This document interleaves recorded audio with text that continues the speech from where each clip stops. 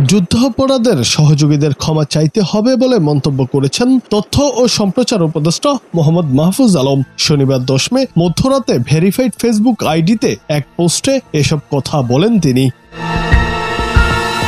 পোস্টে তিনি বলেন, ৭১-এর প্রশ্ন মীমাংসা করতেই হবে, যুদ্ধাপরাধের সহযোগীদের ক্ষমা চাইতে হবে, বাংলাদেশে রাজনীতি করতে হলে পাকিস্তান পন্থা বাদ দিতে হবে। পাকিস্তান এই দেশে গণহত্যা চালিয়েছে, এই নিয়ে বিনিয়ে গণহত্যার পক্ষে বয়ান উৎপাদন বন্ধ করতে হবে। জুলাইয়ে শক্তির মধ্যে ঢুকে স্যাবোটাজ করা বন্ধ করতে হবে, সাফ দিলে আসতে হবে।